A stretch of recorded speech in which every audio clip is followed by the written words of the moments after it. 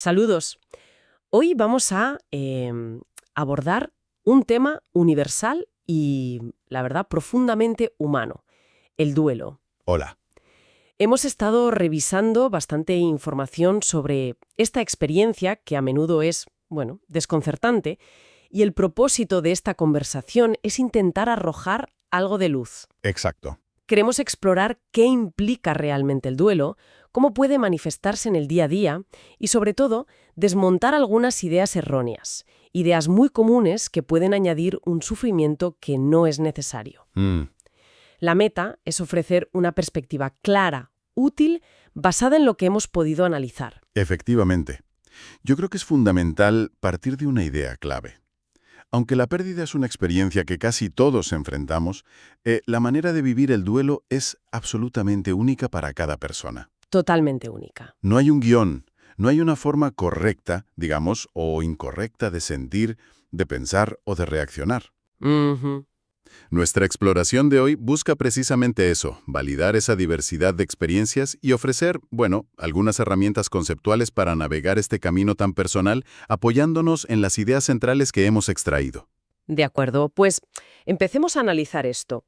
Una de las primeras inquietudes que suele surgir y que además se refleja en la información que vimos es la pregunta sobre la normalidad. ¿Sí? ¿Es normal sentirse así? ¿Es normal hacer esto o aquello? Parece que choca un poco con la idea de que el duelo sea un proceso ordenado o predecible. Exactamente. Es que lo que se desprende claramente es que no existe una normalidad única y estandarizada en el duelo. Para nada. Claro. Es un estado que puede fluctuar enormemente, incluso de un día para otro. Varía muchísimo entre distintas personas. Incluso en la misma familia, ¿verdad? Incluso dentro de una misma familia que afronta la misma pérdida, cada miembro puede vivirlo de manera diferente.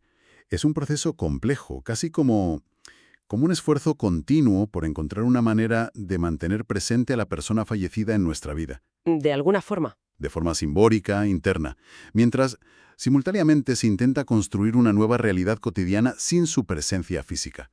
No sigue una línea recta, vamos, ni un patrón fijo. Y es que el impacto en la vida diaria puede ser, abrumador. Los materiales describen cómo se puede pasar muchísimo tiempo anhelando a la persona ausente, ¿no? Con pensamientos recurrentes sobre su muerte. Ujú. Mencionan dificultades reales para llevar a cabo actividades cotidianas, incluso las más básicas. Sí, cosas sencillas se vuelven un mundo. Se habla de posibles problemas de salud física, alteraciones importantes del sueño, la necesidad de ausentarse del trabajo y, por supuesto, ese torbellino de emociones intensas y a menudo impredecibles. Así es. Y en medio de esa tormenta emocional y vital, es muy frecuente que surjan preguntas dolorosas o pensamientos circulares que generan aún más angustia. Como un bucle. Exacto. La documentación recoge ejemplos muy reveladores de lo que puede pasar por la mente de alguien en duelo. ¿Qué me está pasando exactamente? ¿Quién soy yo ahora sin esta persona a mi lado? O esa sensación de siento que nadie a mi alrededor comprende realmente la profundidad de lo que estoy viviendo. Qué sensación de soledad, ¿no? Mucha. O sé que ha muerto, pero hay una parte de mí que se resiste a creerlo. O reflexiones como, si de verdad le quería tanto, ¿cómo puedo siquiera plantearme volver a ser feliz algún día? Esa culpa. Esa culpa. He vivido otras pérdidas, pero nada se compara con este dolor. O los recuerdos. No me puedo quitar de la cabeza las imágenes de su sufrimiento en el hospital. Eso debe ser durísimo. Mucho. E incluso surgen dudas sobre el propio proceso. A veces creo que lo estoy llevando bien, pero percibo que otros piensan que no es así. O la impaciencia. ¿Cuándo van a empezar a mejorar las cosas de verdad? Claro. Es crucial entender que todas estas preguntas y pensamientos no son signos de debilidad ni de estar gestionando mal el duelo. Son parte intrínseca y natural de este proceso tan complejo. Aquí es donde la conversación se pone realmente interesante, porque la información que hemos manejado se centra mucho en varios mitos muy extendidos sobre el duelo. Sí, hay muchos. Ideas preconcebidas que circulan socialmente y que, lejos de ayudar, pueden hacer daño, añadiendo una carga extra de confusión o de culpa. Totalmente. Vamos a abordar algunos de los más significativos. El primero, y quizá uno de los más comunes, la creencia de que el duelo tiene un límite de tiempo establecido. Este es un mito particularmente dañino, la verdad, porque genera expectativas poco realistas. Claro. La documentación es muy clara al respecto. No existe una fecha mágica en el calendario que marque el fin del duelo.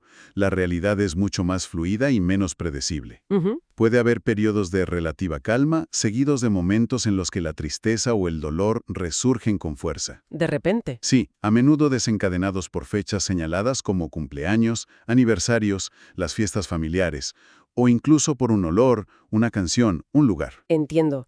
Y aunque se menciona que con el paso del tiempo la intensidad y frecuencia de estos altibajos suelen disminuir, algunos textos sugieren que los primeros 3 a 9 meses pueden ser especialmente difíciles para muchas personas. Suelen serlo, sí. La insistencia está en que no hay un calendario universal, es un camino individual. Ahora también se apunta algo importante. Si una persona siente que está completamente bloqueada, que el dolor no cede en absoluto y le impide funcionar mínimamente durante un periodo muy prolongado, consultar con un profesional, sea el médico de familia, un psicólogo o un terapeuta especializado en duelo, es una opción sensata y recomendable. Exacto. Y esa idea errónea del tiempo fijo a menudo se relaciona con otro mito muy arraigado, el de las famosas 5 etapas del duelo. Ah, sí. Negación, ira. Eso es. Negación, ira, negociación, depresión y aceptación, popularizadas en su día por Elizabeth Kubler-Ross para describir el proceso de morir, pero que luego se aplicaron de forma muy generalizada al duelo por fallecimiento. Y no es exactamente así, ¿verdad? Pues lo que se subraya en la información que hemos revisado es que este modelo secuencial, tan ordenado, tiene poco respaldo científico cuando se aplica al duelo tras una pérdida. El duelo no es lineal. Para nada. Sentir que uno retrocede, por ejemplo, volver a sentir una intensa ira después de haber experimentado momentos de aceptación o calma, no significa que se esté fracasando en el proceso. Es simplemente la naturaleza impredecible y a veces caótica del duelo manifestándose. Claro. Creer que hay que pasar por esas etapas en un orden concreto puede generar una enorme frustración y autocrítica innecesaria. Otro mito que me ha llamado mucho la atención porque se oye constantemente, la idea de que llorar es un signo de debilidad. ¿Cuántas veces se presiona a la gente para que sea fuerte y no llore? Es una presión social muy extendida, ¿sí? Pero la perspectiva que emerge de los materiales es diametralmente opuesta.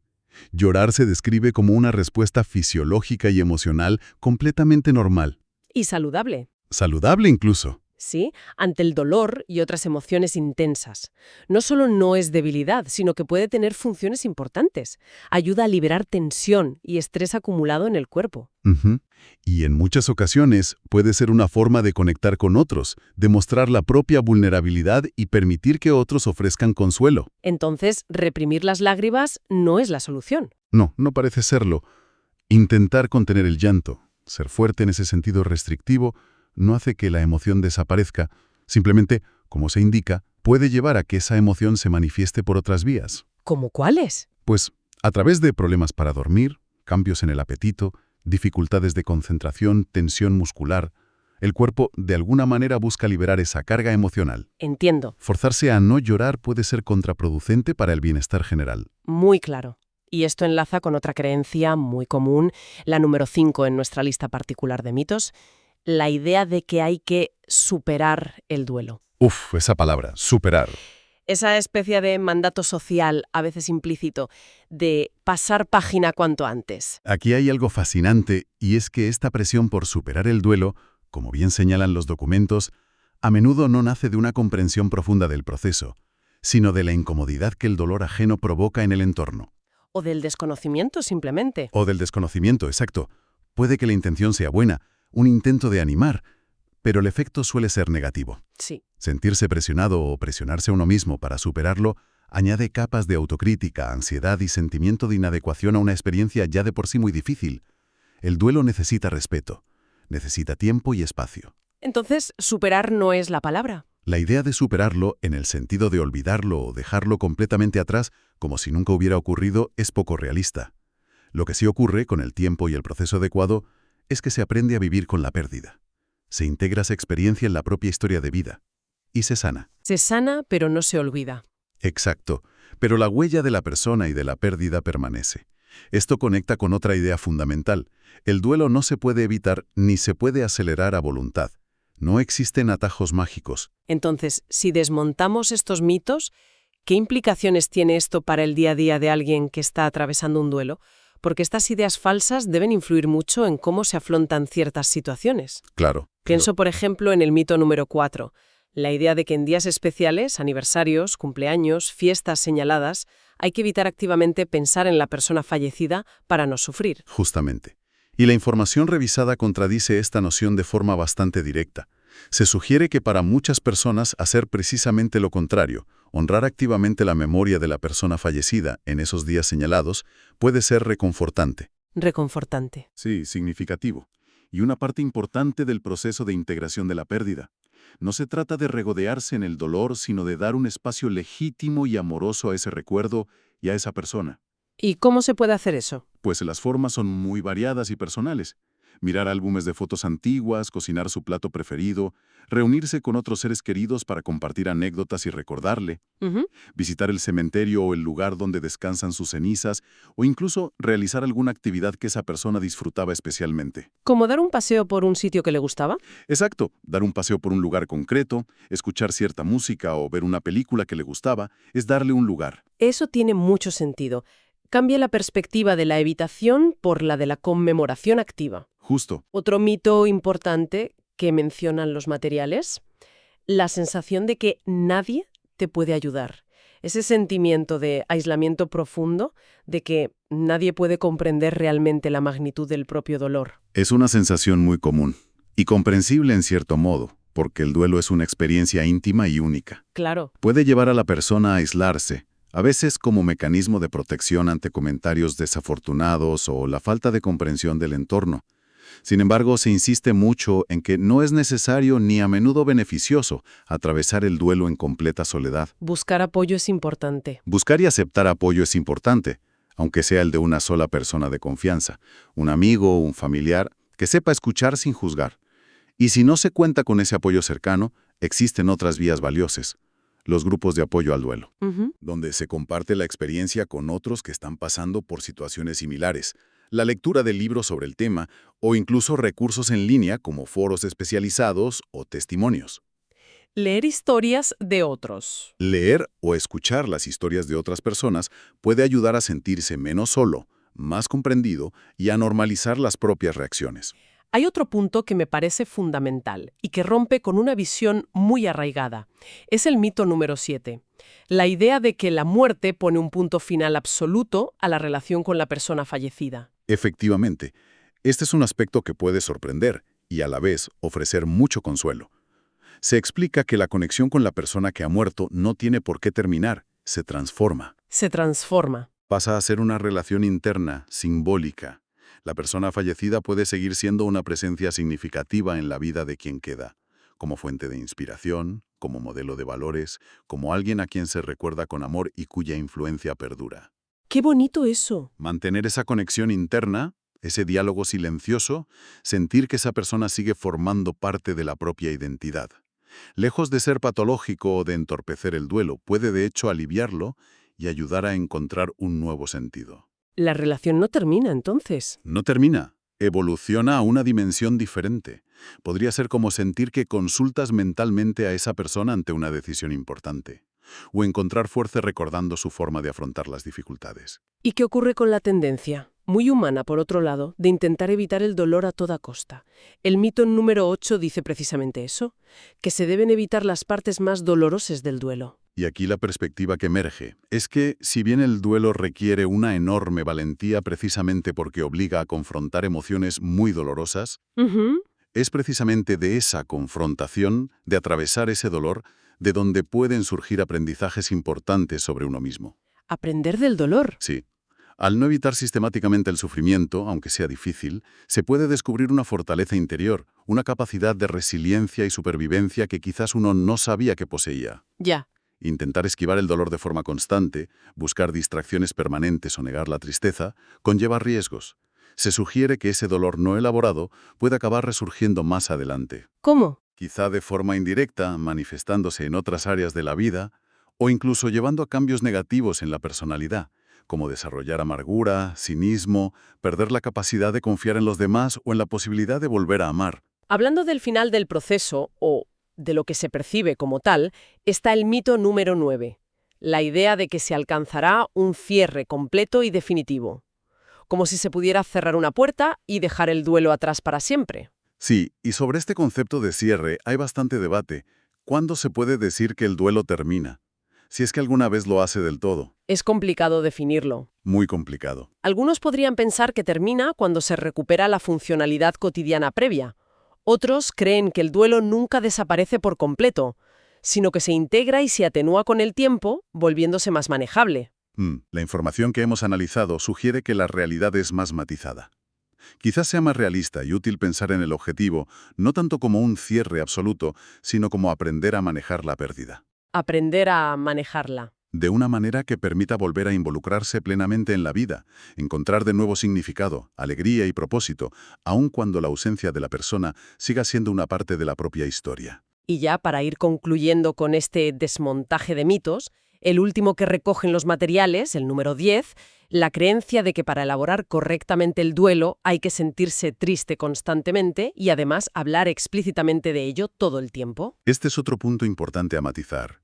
No todas las personas necesitan o desean expresar su duelo verbalmente de forma continua. No todo el mundo es igual. Exacto. Ni tampoco experimentan la tristeza como la única emoción válida. Hay muchas maneras de procesar el dolor.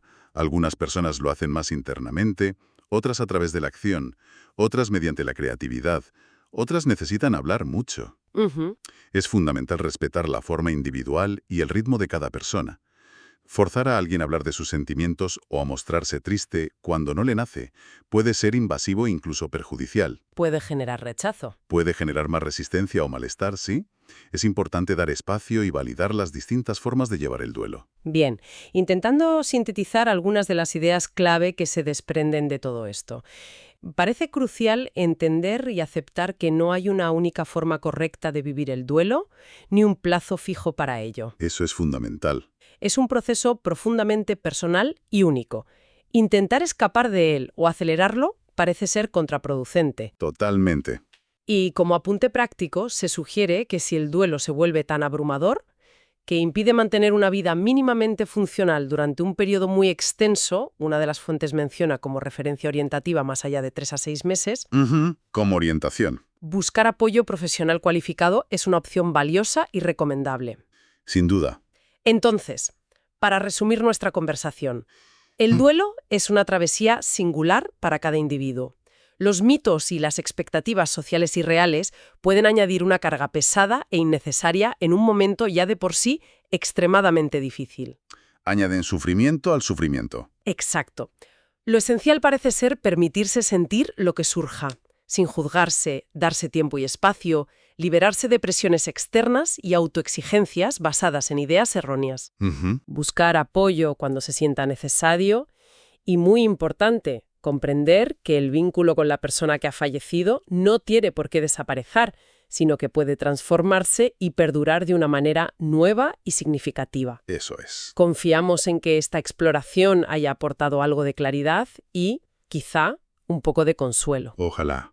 Como reflexión final, podríamos detenernos a pensar en esa relación interna y simbólica con la persona que ya no está físicamente.